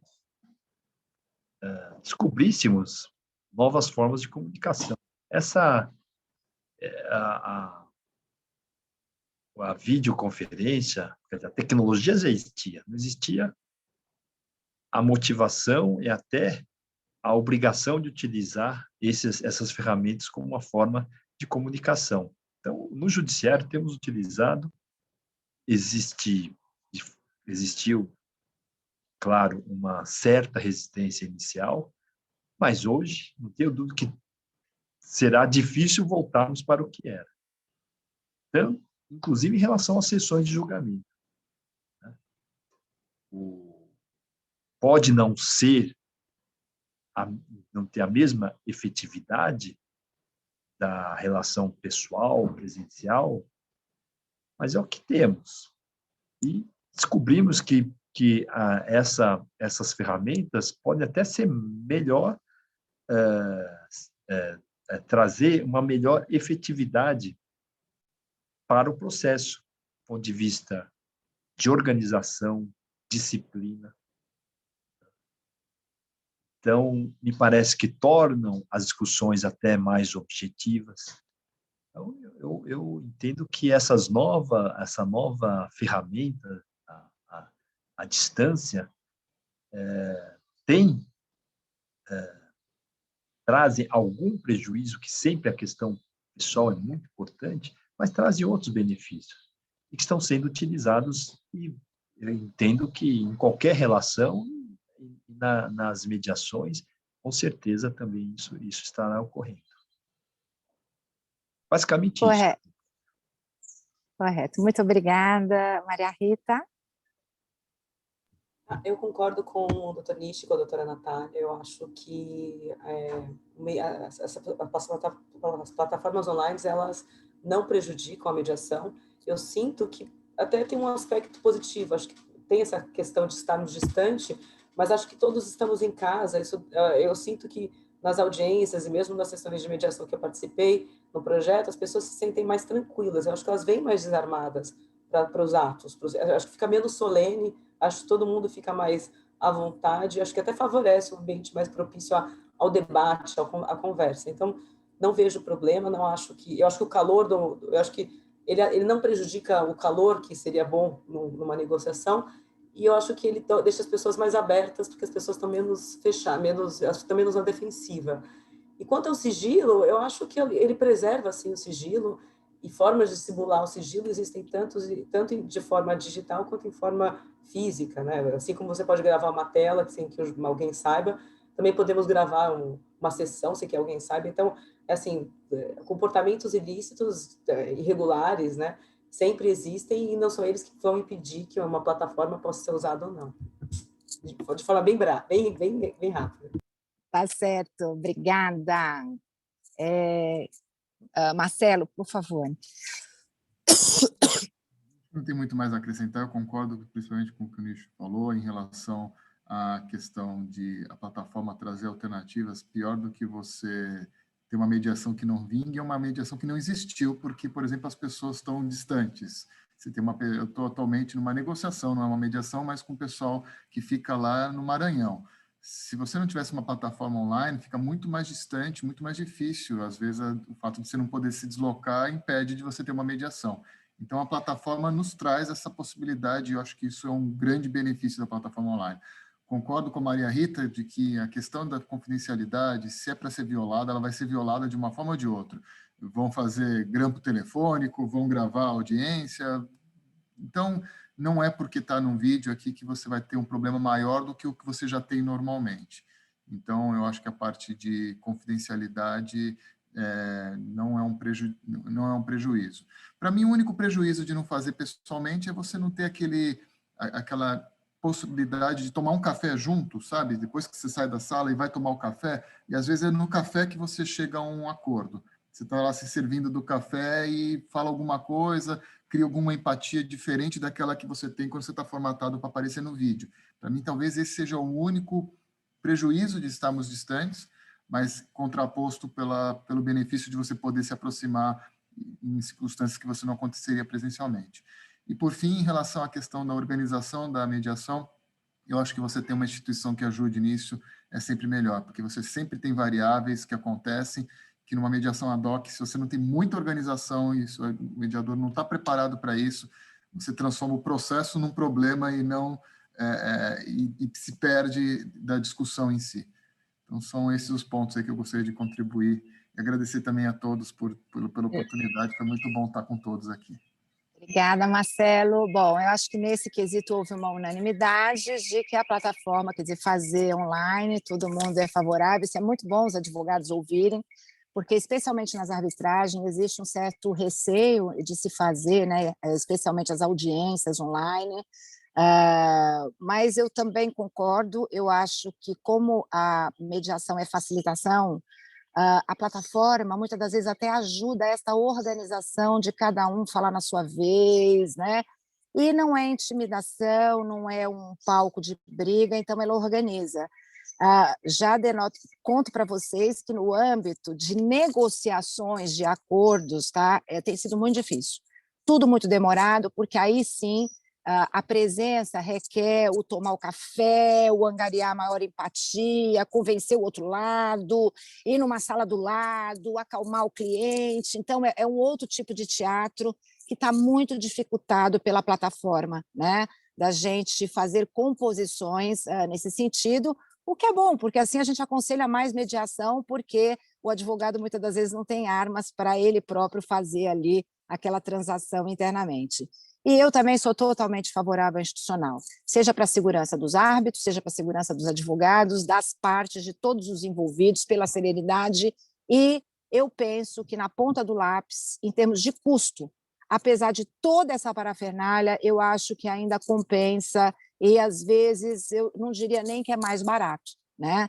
Quer dizer, tem-se uma ideia de que é estratosférico e não é verdade, dá para fazer uma mediação institucional. Gente, quero agradecer a todo mundo. Eu tinha aqui mais umas 4, 5 perguntas para fazer, mas quem sabe, Natália, fica para o próximo, não é isso? Tá bom? Agradecer, Com não sei se alguém quer falar alguma coisa, eu passo a palavra para você para falar em nome da BPI, tá bom? Obrigada. Obrigada, Maria do Céu. Eu queria só deixar um convite aqui para todos, inclusive os professores, participantes, aí, nossos speakers. No último dia, a gente vai ter um caso mediado pelo Martin Hauser. O Marcelo vai integrar, ele veio aqui de sopetão, mas ele vai integrar como advogado ali no caso. Então, fica o convite para todos participarem. A gente vai fazer uma sessão aberta e com grandes advogados, grandes clientes. Então, era isso que eu teria. Rodrigo, você tem algo a trazer? Alguém da turma? Agradecendo esse painel incrível, a disponibilidade de vocês e condução impecável. Rodrigo está por aqui? Obrigada. 11 horas, acho que conseguimos fechar on time, tá bom? Perfeito, gente. Muito obrigada. Então, Grande abraço a todos.